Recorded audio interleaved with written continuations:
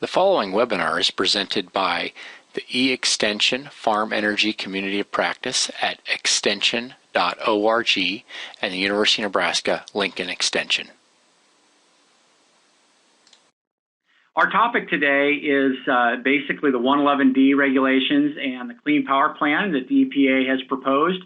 And I think that it has some real applicability across the nation because every state's going to have to comply by it. But I think it's also going to be interesting to see that every state is going to come at it with a little different approach because their mix of resources are going to be different. And so I think it really relates to renewable energy because that can be one of the options for compliance.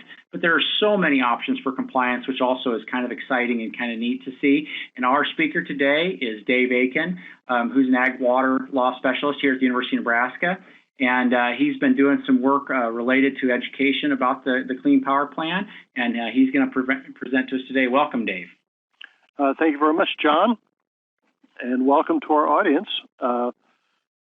We are going to talk about the Clean Power Plan, which is Obama's administration attempt to try to reduce greenhouse emissions in the United States. And so we're going to kind of step through that, how they hope to bring that about.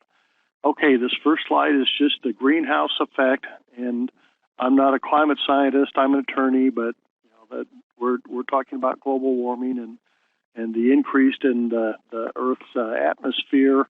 And when this slide was done, it was at about the temperature increase was about 1.4 degrees Fahrenheit. It's a little higher than that now, and some people think that we need to keep it down around 2 degrees increase if we can. But anyway, that's the issue that we're concerned about.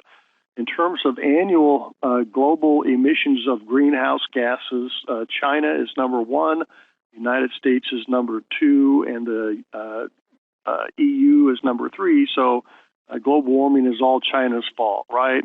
Well, not really. If we look from a historical perspective, we see that the United States actually is number 1 in terms of cumulative greenhouse gas emissions over time, and Europe or the European Union is number 2, and then China is back there a ways in number 3.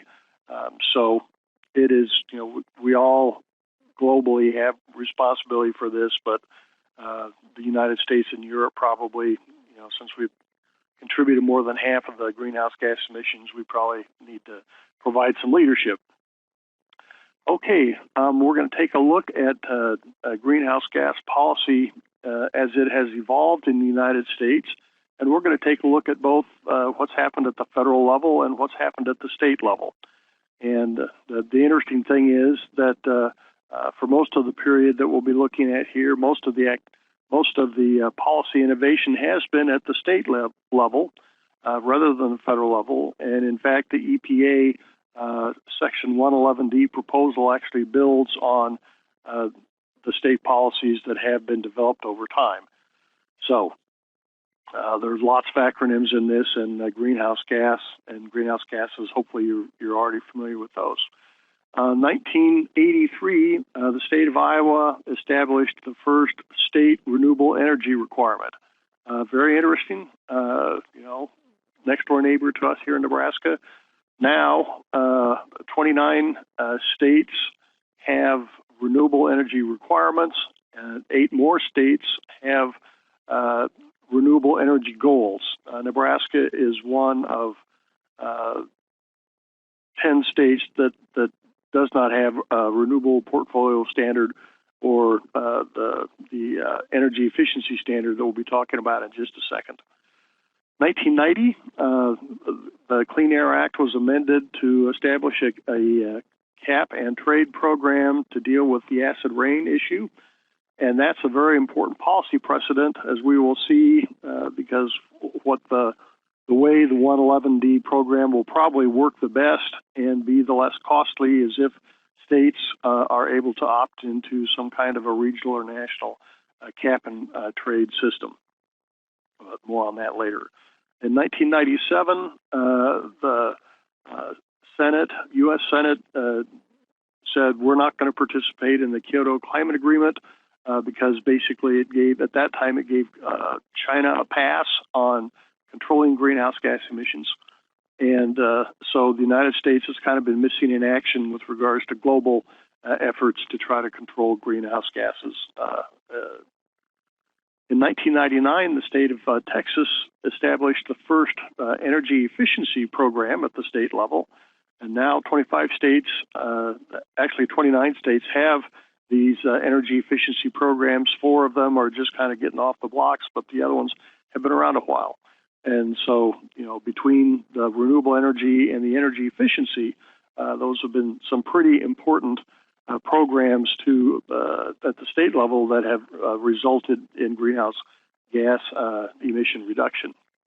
Okay, so we see more states climbing on board with renewable energy or energy efficiency. In 2005, the Regional Greenhouse Gas Emission Initiative was formed, or RGGI for short. This is in the northeast part of the United States.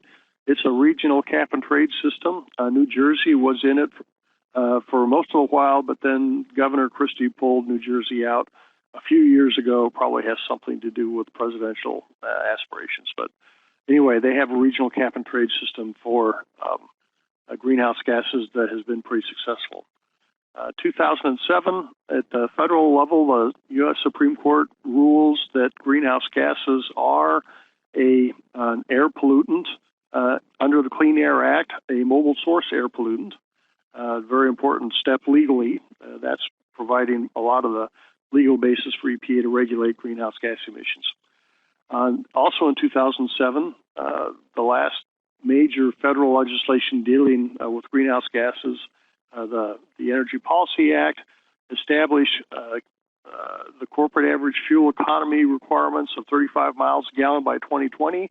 In 2012, that was upped administratively to 41 miles a gallon by 2020 and 49.7 miles a gallon by 2025. That's very important for a couple of reasons. First, the United States was really lagging most of their countries in terms of their mileage requirements, but this puts us at least in the middle of the pack. And second, transportation is the second largest source of greenhouse gas emissions in the United States at 28%. Electricity generation is number 1. And so with, the 111D addressing electricity generation and the 2012 CAFE requirements addressing transportation, the United States has taken significant steps in terms of trying to reduce greenhouse gas emissions and be in a position to provide some leadership internationally in terms of climate change. Okay, also in 2007, the Climate Registry was established by a group of states to verify carbon offsets and possibly, who knows, provide a trade platform. In 2009, EPA established greenhouse gas reporting requirements, including for power plants, and so that's important because that's an important part of what we'll be looking at. The next important Supreme Court decision was the American Electric Power case in 2011, and there the Supreme Court said that EPA has the authority to regulate greenhouse gas emissions from stationary sources under the Clean Air Act. That would include power plants, and so to that extent, it's clear that the EPA authority to regulate power plants is there.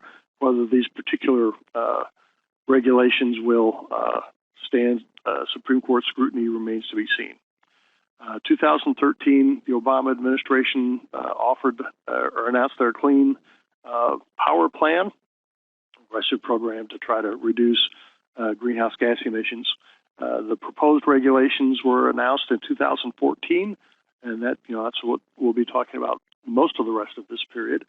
And then the timeline for the power plant regulations, final regulations could be out within the next week to 10 days.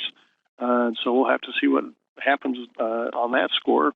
The initial state plans go to due for EPA a year from that, additional year for multi-state plans.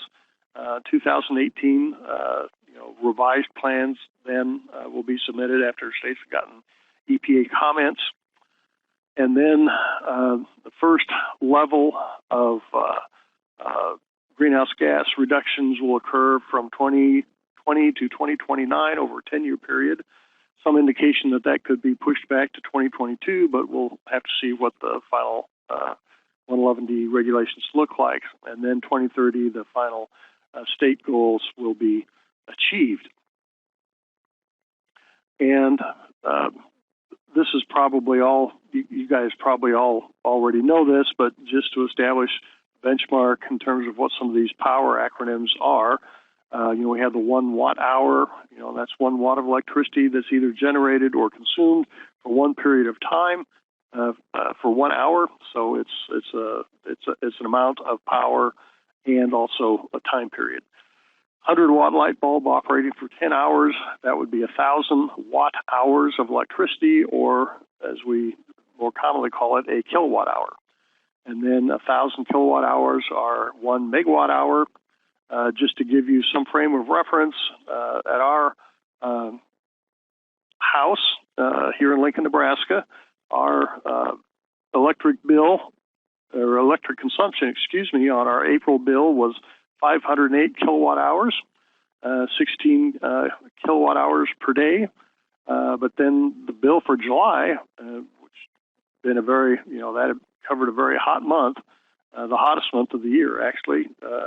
Our consumption jumped way up to 2,326 kilowatt hours, almost not quite 5 times as much. And that's kind of the summer air conditioning surge. And that was an extreme month. I don't think we'll have that much usage, but that gives you a frame of reference in terms of, kilowatt hours and megawatt hours.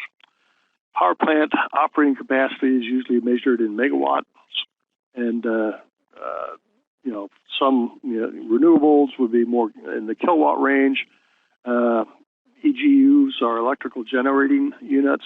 It's an EPA acronym. It may be a power industry acronym too. I don't know, but anyway, rooftop solar, something that you probably have talked about.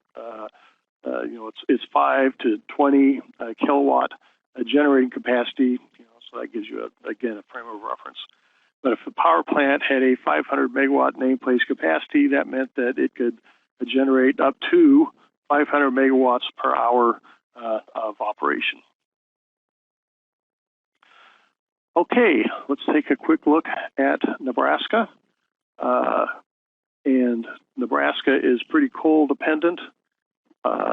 72% of our electricity in 2013 came from coal, 19% from nuclear, and 5% from wind, 3% from hydro, and only 1% from natural gas. So, we are a coal-heavy state. We're not the heaviest state, but we are up there.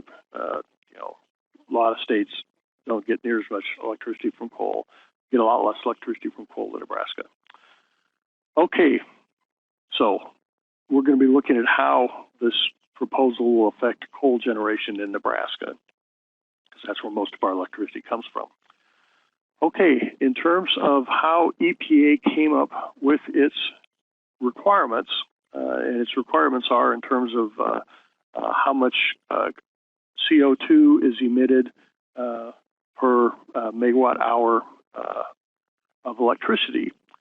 It used what it called 4 building blocks, and we'll talk about each building block individually, but this is just a nice little slide that showed the building blocks. And the first one is improving the heat rate inside the power plant, and then 2, 3, and 4 are all things that occur beyond the power plant or outside the fence line, as it has been referred to in the Section 111D debate. The first one is fuel switching, and basically switching from coal to natural gas generation, and then switching to nuclear and renewable, zero greenhouse gas emission sources of energy, and then finally increasing energy efficiency. So you should notice that both building blocks 3 and 4 should be at least a little bit familiar in terms of the renewable portfolio requirements for renewable energy that many states have, and also the energy efficient requirements, which many states have, not quite as many, but quite a few. Okay, this slide, and you're not going to be able to read it, but it's got, the chart has, what the EPA requirements would be for each of the 50 states. And the overall goal is to reduce greenhouse gas emissions from the power sector by around 30%. Nebraska would have to reduce its by about 26%. But the numbers are, our current rate from coal and natural gas is about 2,009 pounds of CO2 per megawatt hour produced. And the average rate for coal is 2,181 pounds of CO2 per megawatt hour. And it's higher because the natural gas is lower. And so that brings the, the overall average down. The interim goal that needs to be accomplished over the average from 2020 to 2029. So let's, we've got to average that during that basically that 10-year period is almost a 21% reduction.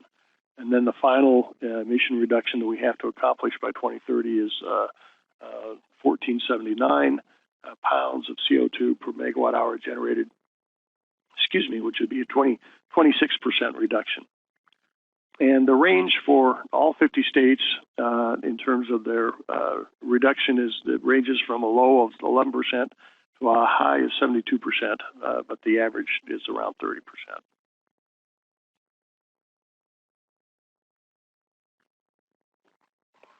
Okay, building block number one is to improve the power plant heat rate. And this is basically improving the efficiency of the power plant so that you generate more electricity with the same amount of coal. And that would bring your emission rate down. And this is the classic inside the fence line option because it all happens in the power plant. And the power companies kind of like this option the best because the upper limits in terms of how much efficiency you could achieve are probably around 5 or 6%, at most. And so instead of having a 30% reduction, we'd have a 5 or 6% reduction if we were limited to the inside the fence line options.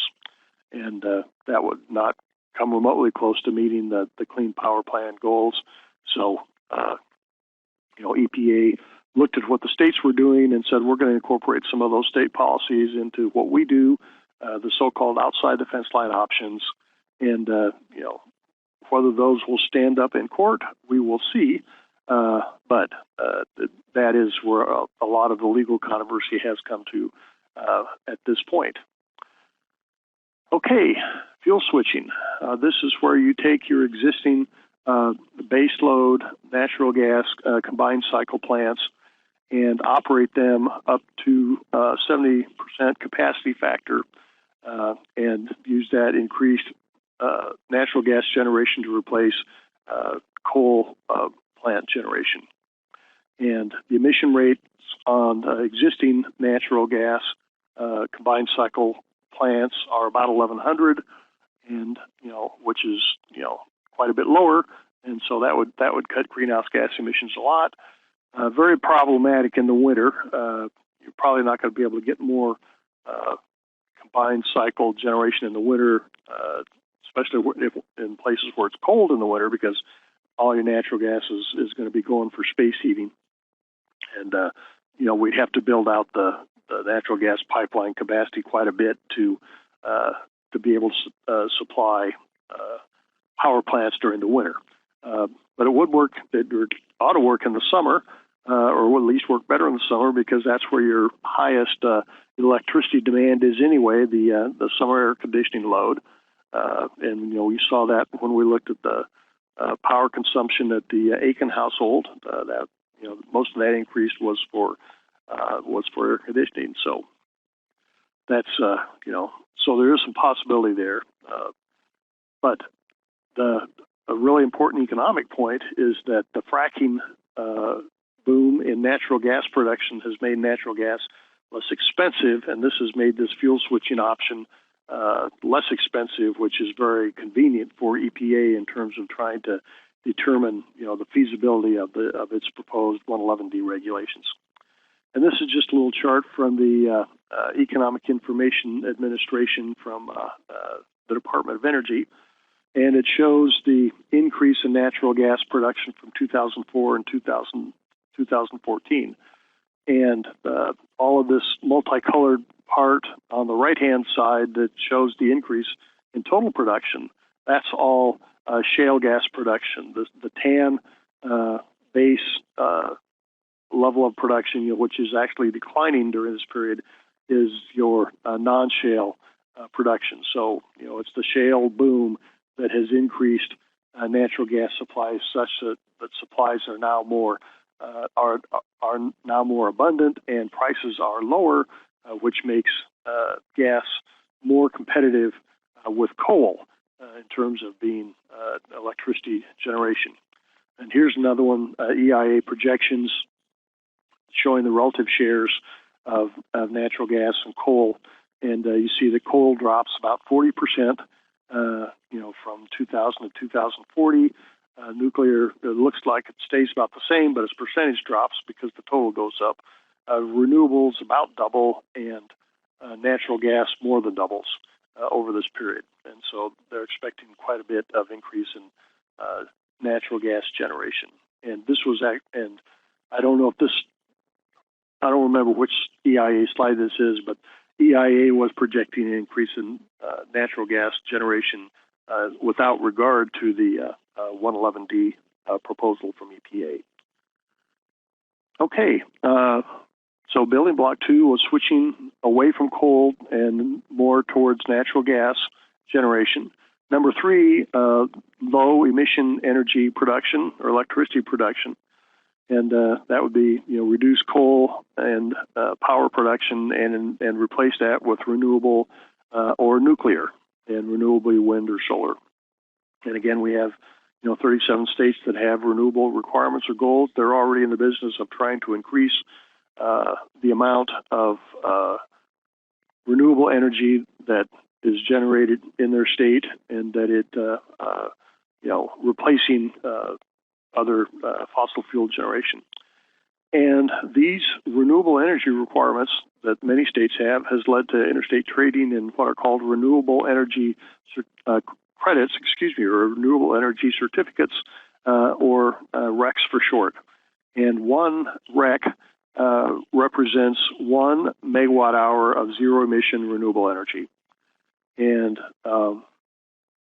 these things are traded, and utilities in states that have renewable energy requirements can meet the requirements either by building renewable energy facilities or contracting to purchase renewable energy from a wind farm, say, or they, in most of these states, they can also meet some or quite a bit of their renewable energy requirement by buying these renewable energy certificates. Okay, and here's just a map that shows the states with the renewable energy requirements. And as you can see, it's quite a few.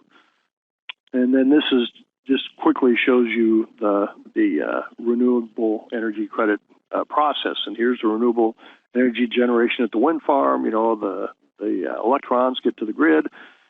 Then you have this verification process where there's they verify that the electricity was generated, and so we will issue renewable energy credits in this amount, reflecting how many megawatt hours was generated, and then those can be purchased.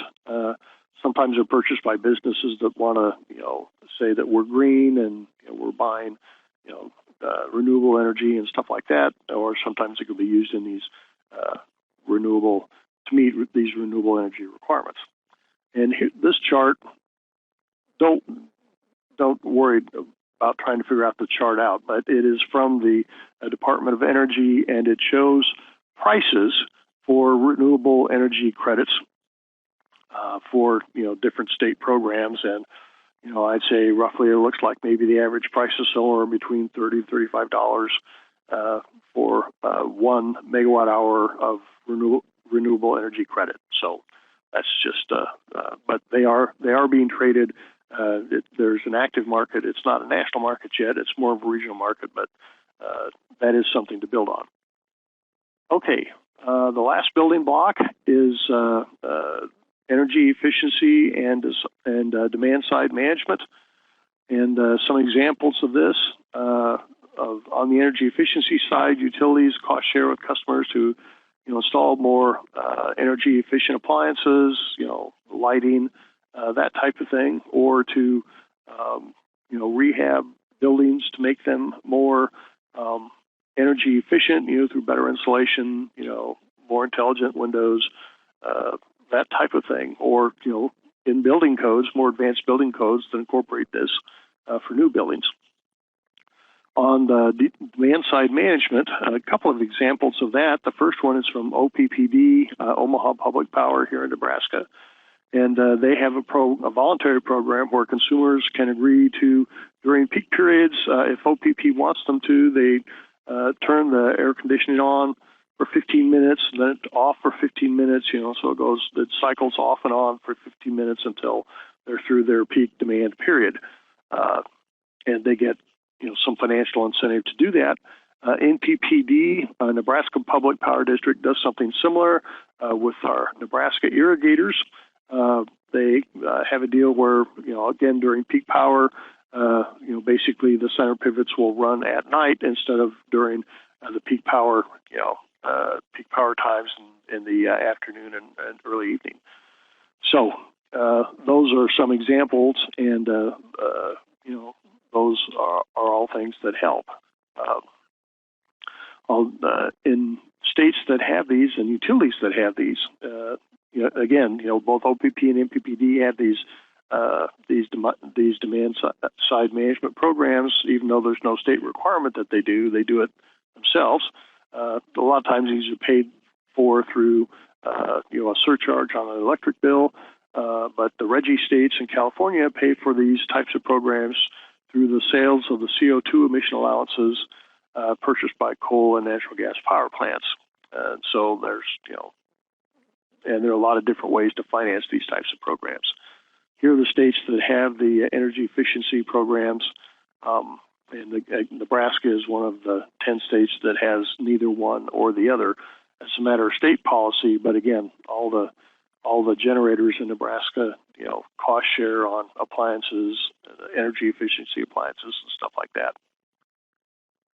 Okay, this chart shows the electrical generating units, or the EGUs, in Nebraska that are coal EGUs that would be likely affected by the EPA regulation. And so you've got them, there's OPPD and NPPD, and then Hastings and Grand Island. You've got the nameplate capacity, the year each unit began operation, and notice the North Omaha OPPD units. Those, the first one was built in 1954, so those are quite old, and and we'll come back to that in just a little bit. You see the megawatt hours generated, the tons of CO2 emitted, and again, the power plants report that to EPA, I think, every month. And so that information is there and is being generated right now. So there's some history on that. And then, you can get the CO2 rate from the dividing the CO2 by the electricity generated. This is in tons, so the number that you get, which would be a little over 1, multiply that times 2,000, and that gives you the CO2 rate in pounds as opposed to in tons. And as you can see, generally the newer ones are the ones that are used the most, have the lowest emission rate than, whereas these older ones and the ones that don't generate quite as much tend to have higher emission rates. Now, in its proposal from last year, EPA gave states two options in terms of how they would structure their programs. The rate-based approach is what EPA came up with because most of its stationary source regulations are based on a rate of emission, per hour of operation or something like that. But the other option is the mass-based option. And if we just quickly go back to this slide, here's the rate over here, but here we have the tons. And so the rate-based is this. If we're going to regulate based on this, this is the number. If we're going to do a mass system, then we're going to be going on the tons rather than on the emission rate itself. Mass-based, it's based on the how many tons are emitted. You basically add them all up, for the power plants that are going to be regulated for the state, and that's the total budget. And then, that's going to be reduced over time probably, but that's the carbon budget for the state, and then the state decides, how it's going to allocate it. But it's simpler to administer. The reason is that you determine compliance by the emissions, and you just total up the emissions at the end of the year, and you see what your emissions were. And if you're over your limits, you're good. If you're under your limit, you're not so good. If you're under, you're good. If you're over your limit, then you've got a problem.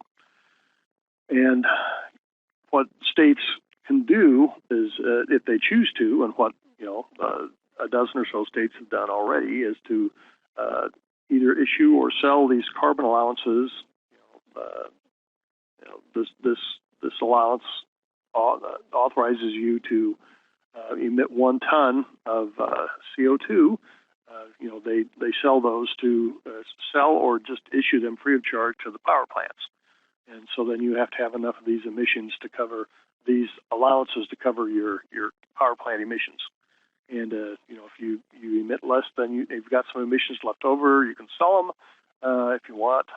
If you emit more than you have allowances for, then hopefully somebody has got some that you can buy some from.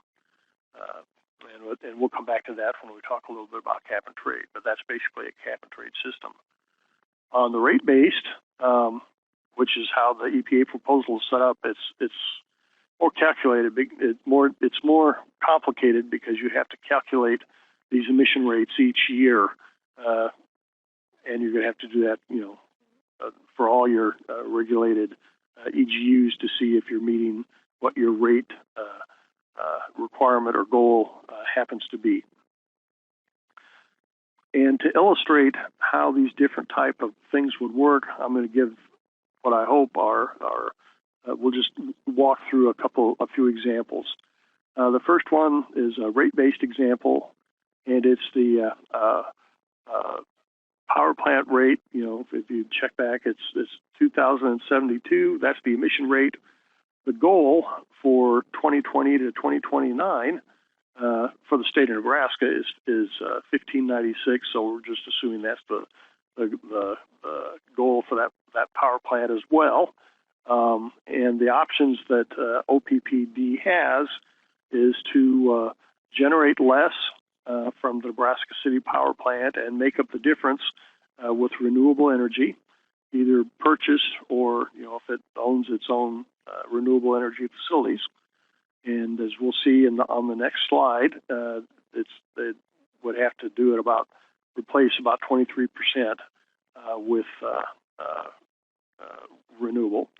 Or the other option would be to just go ahead and generate or, run the power plant as usual and then buy enough renewable energy credits at the end to bring the rate down. And it turns out if you did that, you'd have to buy 0.3 renewable energy credit for each megawatt hour of generated from coal. And that's pretty abstract. So let's do a couple of examples on that.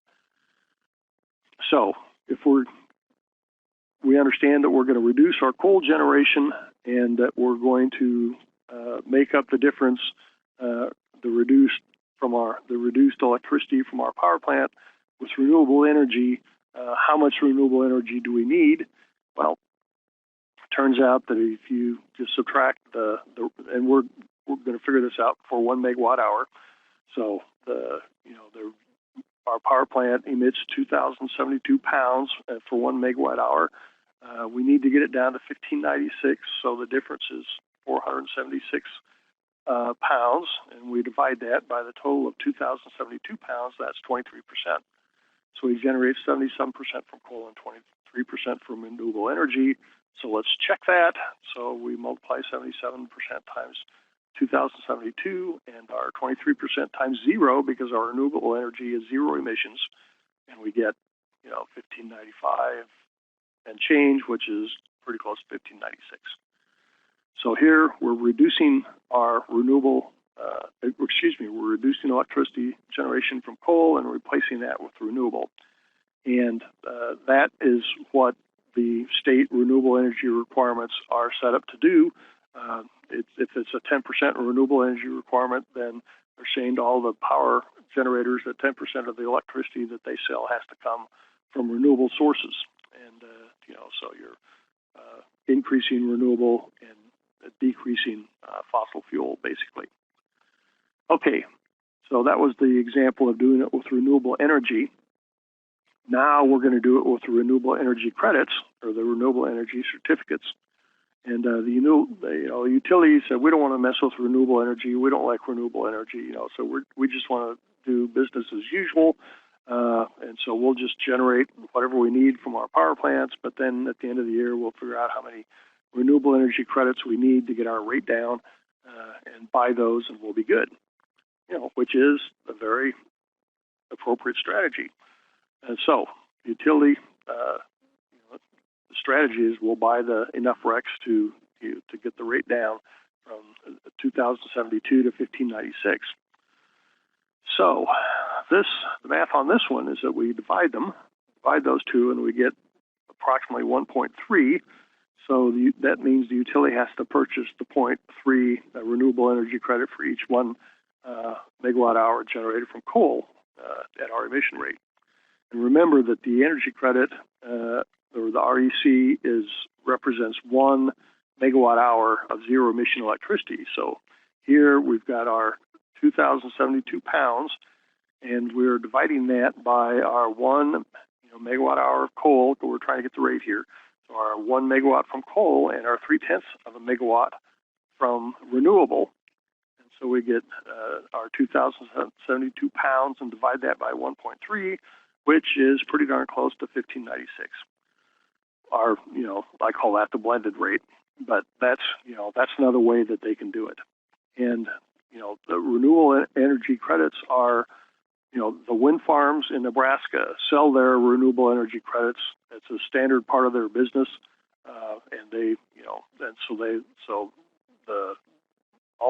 I'm sure that all of them or most of them are, their renewable energy credits have been contracted and stuff like that. So it's something that is ongoing right now. If we want to make it national, so we get national prices and stuff, maybe that'd be, that'll take an extra lift, but it's not like you're starting from ground zero. Okay, so what I did on this slide was that I just, what we worked through for the Nebraska City plant, which gave us the 23% and the 0.3 renewable energy credit for 2029. I just went ahead and extended that to the 2030 rate goal of 1479, and then we did the recalculations. So it's, you'd have to get 29% renewable energy, or you'd have to buy 0.4 renewable energy credit, for each megawatt hour, and then did that for all the other power plants as well. And not surprisingly, as we get down to the power plants, with the higher emission rates, they are having to buy a lot more renewable energy or buy a lot more renewable energy credits to get their rates down to where they would need to be. Now, excuse me, I'm getting a drink.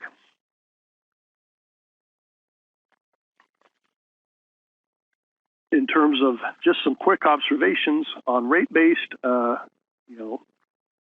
if you simply reduce coal generation and don't buy renewable energy or credits, your emission rate will remain the same even though your emissions have dropped.